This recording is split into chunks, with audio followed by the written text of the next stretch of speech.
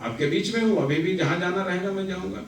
मैं 24 घंटे एनर्जेटिक रहता हूँ, 24 घंटे। आप देखो चश्मा उतार दे रहा हूँ, कहीं एनर्जी कम है हमारी? आप डॉक्टरी परीक्षण करा लो, मेरे पेट में भी दाना नहीं। और भी मैं ऐसे 48 घंटे बोलूंगा, 48 घंटे चलूंगा, कोई फर्क नहीं पड़ेगा। मात्र एक ऊर्जा मेरे पास है, मैंने माँ बाप की सेवा बड़े लगन से की है।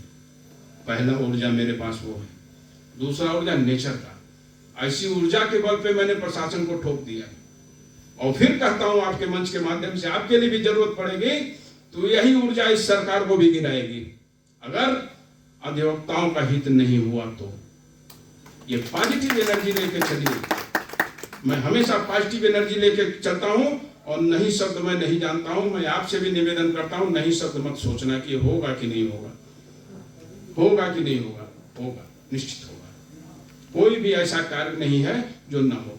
जब कार्य में बेईमानी हो जाए तो समझ लेना वो काम नहीं होगा। जो काम ना हो, विलंब हो, तो समझ लेना आपका मुखिया कहीं डगमगा गया, कहीं सेट हो गया, वो कहीं वो सेट हो गया, वो बेईमान हो गया, उसे छोड़ दो, दूसरा तलाशो, तीसरा तलाशो। और तब तक तलाश करो जब तक आपकी समस्या का निराकरण न हो जाए, पूरी तरह निदान न हो जाए, तब तक तलाशो। आपके मामले जाएंगे, हमारे पास लिखित जवाब शासन से आ जाता है। मैं उन नेताओं की श्रेणी में नहीं खड़ा होता हूं कि मैं कल जाऊं, साहब हमारी चिट्ठियां क्या हुआ, हमारे पत्र पे क्या हुआ। अरे मैं जानता हूं प्रोटोकॉल, तुम बताओ ना, हमने भेजा है, इसमें क्या कार्रवाई किए, हमें जवाब दो, मेरे कैंप कार्यालय में जवाब दो। आप रजिस्टर्ड ढंग से मुझको जवाब दो ना, आपने किया, लिखित जवाब आता है। आज प्रशासन शासन को चला रहा है। क्यों चला रहा है? प्रशासन शासन को चला रहा है। मतलब इस कंट्री को आईपीएस और आईएएस मिलकर चला रहे हैं। क्यों? क्योंकि नेता बेईमान हो गया, नेता बेईमान हो गया, प्रोटोकॉल छोड़ दिया। वैशाली से उतरता है तो सीधे डीएम के बंगले में घुस जाता है ब्रीफकेस लेके। दाहिने बाएं देखेगा, कोई देख नहीं रहा। धीरे से कहा साहब कट्टे का लाइसेंस पास कराना है, तुम रख लो, हम रख ले, बस हो गया, दस्तखत हो गया। मेरे पास कोई राइफल के लाइसेंस के लिए नहीं आता है, नहीं पैरवी करता हूँ। सब बना, आपका खेत कोई जोत लिया हो, आपकी बहू बेटी को कोई उठा ले गया हो, आपके मकान पे कोई कब्जा कर लिया हो, मैं चलता हूँ कैसे तुमने ये कर दिया, लेकिन राइफल के लिए नहीं आऊंगा, उसके लिए नहीं पैरवी करूंगा। इसलिए कि गुंडई को बढ़ावा नहीं दूंगा, फैशन शो को बढ़ावा नहीं दूंगा कि राइफल टांग क्या भौकाल मारिए। मैं तो कोई गनर लेके नहीं चलता हूँ। 2 गनर मुझे भी अलाट है, 10% उनके वेतन का मुझे भी देना है, जो मंत्री जी देते हैं वो मुझे भी देना है। मैं जानता हूँ वो केवल पंप एंड शो है। वो मेरी क्या रक्षा करेंगे जब इंदिरा को नहीं बचा पाए तुम इंदिरा को नहीं बचा पाए, जितेंद्र ओझा को क्या बचा पाओगे? वो बने हैं सरकार के कार्यों के लिए, नेता की हिफाजत के लिए नहीं बने हैं। ये सारा सिस्टम खत्म करना चाहिए। मैं बारंबार लिख रहा हूं, केवल पीएम सीएम का लिमिट कर दिया जाए संख्या। राज्यपाल चूंकि वो राजा का प्रतीक है, राजा देश का सम्मान होता है, और प्रेसिडेंट, बस इसी 4 को सारी सुविधाएं दी जाए, बाकी किसी को न दी जाए। किसी मंत्री को एक गनर मत दो। वो अच्छा कर्म करेगा तो क्यों कोई उसे मारेगा? मेरी क्यों नहीं जनता से दुश्मनी है? मेरी दुश्मनी प्रशासन से है, और मरते दम तक रहेगा। प्रशासन गलत करेगा तो मैं खड़ा हो जाता हूँ। आज भी तो मुझे गनर की क्या आवश्यकता भाई? हमारे तो इतने गनर बैठे हुए हैं, मेरे तो इतने गनर बैठे हैं, तुम तो 2-4 लेके चलते हो। मेरी गनर तो हमारी जनता खुद है, क्योंकि हमने कोई ऐसा कृत्य किया ही नहीं कि मुझे कोई बम मारेगा। तो नेता अगर आप हैं तो आप अच्छा काम करो ना। आपकी गनर तो आपकी जनता खुद है। तो वही कार्य लोग छोड़ दिए तो प्रशासन शासन पे हावी हो गया, प्रशासन शासन पे हावी हो गया। नियम हम बनाते हैं, आपकी जिम्मेदारी है उसका अनुपालन करना। लेकिन आज क्या है, नेता खुद डर रहा है, वर्दी देख रहा है, इसलिए कि वो गलत काम कराया है। नंबर 2 वाला, आखिर कहां से इतना पैसा लोगों के पास है भाई? कहां से इतना पैसा है? हम भी तो उसी फील्ड में हैं, जरा बताओ ना पैसे का स्रोत कैसे आता है? हम तो नहीं जानते कैसे पैसा आता है, कैसे बरसता है। क्या आपका गला काटे, जेब में रखे, सिगरेट पिए चल दिए, 4 बार आप आए, 5वें बार दारू पी के पिटवा दिए आपको, आप भग गए। और उनके घर की स्थिति आप जाके देखो ना, या तो औलाद नहीं है तो साले विकलांग है तो विकलांग है या तो है ही नहीं, क्योंकि जैसा धन आएगा वैसा ही आचरण आपके परिवार में जाएगा, निश्चित जाएगा। कहावत है कि कर्म ही भोग के सबको जाना है। लोग कहते हैं ना कि खाली हाथ आदमी आता खाली हाथ जाता, ऐसा कुछ नहीं है। आप भाग्य लेके आते हैं और कर्म लेके जाते हैं।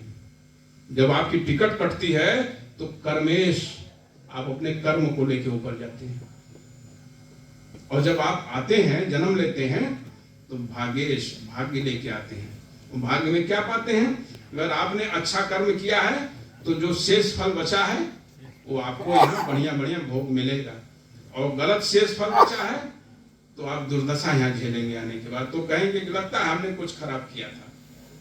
तो कर्मेश और भाग्येश दोनों आप साथ साथ लेके जाते हैं। कोई खाली हाथ ना आता है ना खाली हाथ जाता है, तो गलत धारणा है।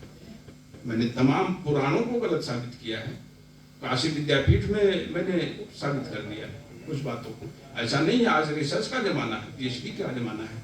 आप जो लिख दो हम सब थोड़ी मान लेंगे, हम सर्च करके बताएंगे ना, उस पर आप जवाब दें। मैं करपात्री जी का वंशज हूं तो इतना तो ज्ञान होना चाहिए ना। तो आदमी अपना भाग्य और कर्म खुद लेके अप डाउन करता है।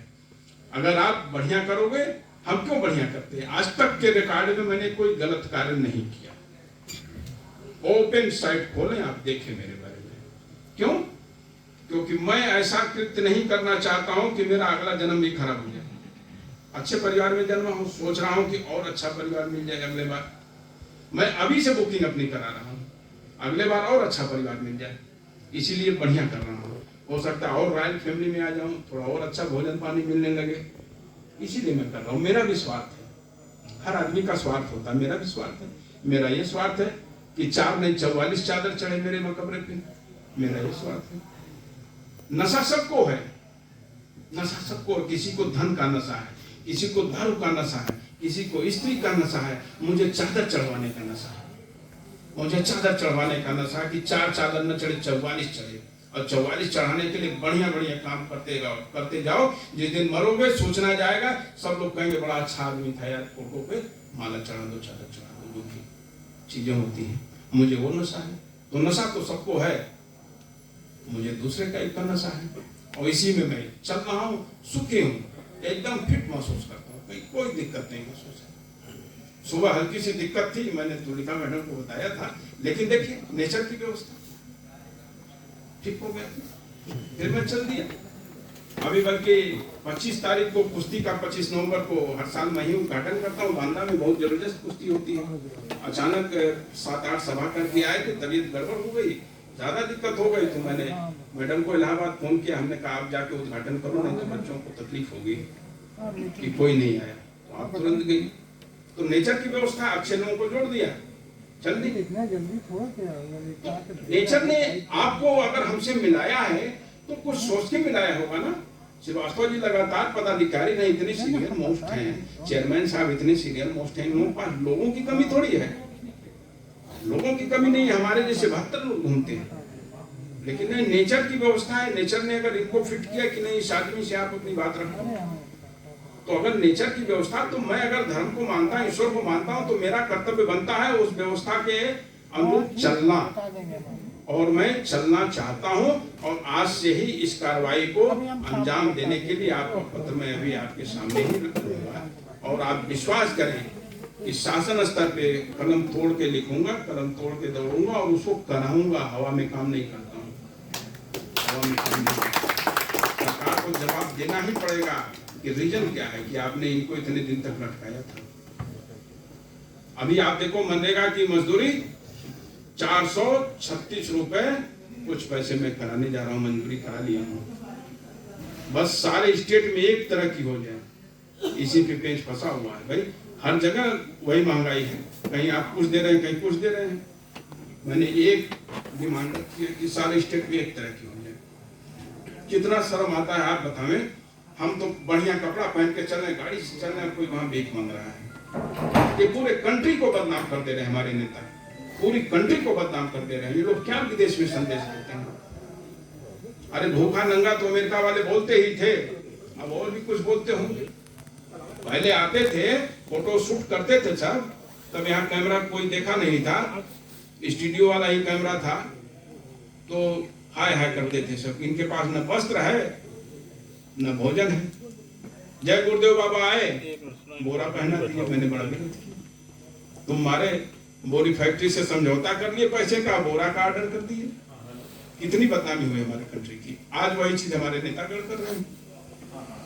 55 रुपए आपने बताया, ये तो मैं आज सुना हूं। आप बताइए कितने शर्म की बात है। 1 लाख का व्यक्ति 55 रुपए। ऐसी सरकार को स्वयं डूब जाना चाहिए, स्वयं तुम्हें इस्तीफा दे देना चाहिए। अगर तुम नहीं सुधार पाते हो तो खुद आदित्यनाथ इस्तीफा देके चले जाओ, उसी में तुम्हारी भलाई है और प्रदेश की भलाई है। जेंटलमैन, आप लोग पूरी तरह से निश्चिंत रहें। इस लड़ाई को आज से शुरू किया गया है और अंजाम तक पहुंचाऊंगा, चाहे इसके लिए जो भी कुर्बानी देनी पड़े। इन्हीं शब्दों के साथ अपनी वाणी को विराम देते हैं। जय हिंद, जय भारत, जय अभिभाषक।